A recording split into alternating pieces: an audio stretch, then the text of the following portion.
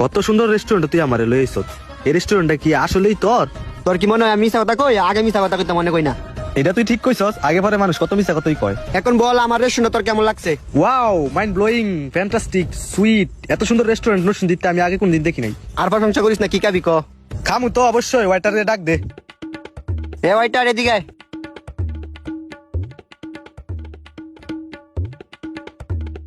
জি sir, আপনাদেরকে কিভাবে help করতে পারি? আরে পাবেল বন্ধু, তুই এনো অন্তর, তোরা কেমন আছস? হ্যাঁ বেটা, কি এর বন্ধু? এরকম একটা দামি রেস্টুরেন্ট যদি তুই আমার বন্ধু এটা হস, আমার মানিজ্য থাকবো? হেই, তোর এনে থাকতেছে কেন? তোর ম্যানেজার ডাক। এবারে তুই কিনলে কসারে ম্যানেজারে ডাক দিত। আর শুন শান্ত, তুই স্কুলে আমগো পিছনে আসছিলি, এখন আমগো পিছনে আসো।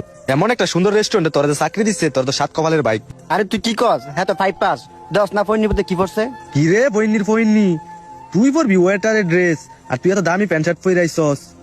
তাড়াতাড়ি যা ওয়েটার ড্রেস পরে আয়। এবারে খাবারের মেনু কাট দে, অর্ডার নিয়ে ঘরে যাবি। চিকেন চাউমিন নিয়ে আসবি 2টা, আর 2টা ড্রিঙ্কস নিয়ে আসবি। এই যে স্যার আপনাদের খাবার।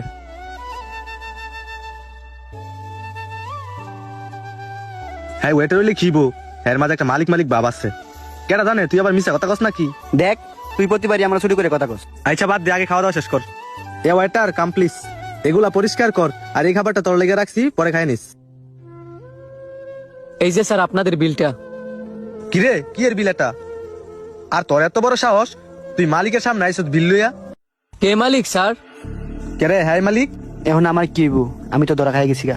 স্যার আপনার মনে হয় কোথাও ভুল হচ্ছে, আপনি ওনারা ভালো করে জিজ্ঞাসা করেন উনি এখানকার মালিক কিনা। কিরে হাই কি কয়? দেখন তোর অন সময় আছে, সত্যি কথা ক। তুই আবার মিছা কথা কইছস। আর তোর এর মালিক কেডা? তোর মালিক রে ডাক। আমাদের মালিক এখন নাই, যা বলার আমাকে বলতে হবে। আরে আমার নবাব দাদা রে, এতে আমার সবকিছু করতে হইব। মালিক ডাক। স্যার আমি প্রথমেই বলছি বর্তমানে আমাদের মালিক এখন নাই, বিল দিলে আমার কাছে দিতে হবে। আচ্ছা দাঁড়া, বিল দিতাছি। কি ব্যাপার, আমার মানি ব্যাগটা কই? মানি ব্যাগ তো মনে হয় বাসায় রেখে এসে পড়ছি। এখন তো আর বিলটা দে। আল্লাহ, আমার পকেটে তো টাকা নেগা। এ পাবেল, বিলটা দে। আমি বলি বিল দিতাম, তুই দে। তুই দে, তুই দে। মান সম্মানটা রইলো না, খাইয়া তো পুরো বিপদে পড়ে গেলাম গা। স্যার আপনাদের কোনো সমস্যা সমস্যা থাকলে আমাকে বলতে পারেন। না তেমন কোনো সমস্যা নাই, আমি মানি ব্যাগটা বাসায় রেখে এসে পড়ছি। আর তুই তো আমার ছোটবেলার বন্ধু, তুই অবস্থা কোনোভাবে ম্যানেজ করে দিতে পারিস কিনা?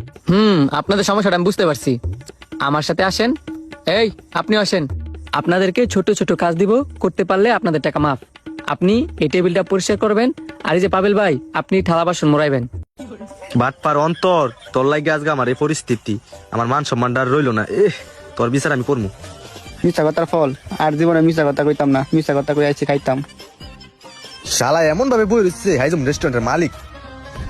কি তোমরা দুইটা বিশ বিশ করে কি কও? ইমন ভাব ধরছস, মনে হয় যেমন তুই এই রেস্টুরেন্টের মালিক। কেরে দেখে মনে হয় না তোর আমি যে রেস্টুরেন্টের মালিক? কথাটা তো সত্য, এর ভাবসাব দিকে মালিক মালিক মনে হয়, তাই আর একটু বাজাই দিই। বন্ধু তুই কি রেস্টুরেন্টের সত্যি সত্যি মালিক? মালিক হইলে আমার ক। তোর এত তা জানা লাভ আছে? কাজ করছস না দুইটাই, এখন জানতে। শোন হুই না দা, এই যে তগরে রিপিট ডাইকে আনলাম, তোরা কি ভাবছস তগরে ডাইকে আমি সমাদর করমু?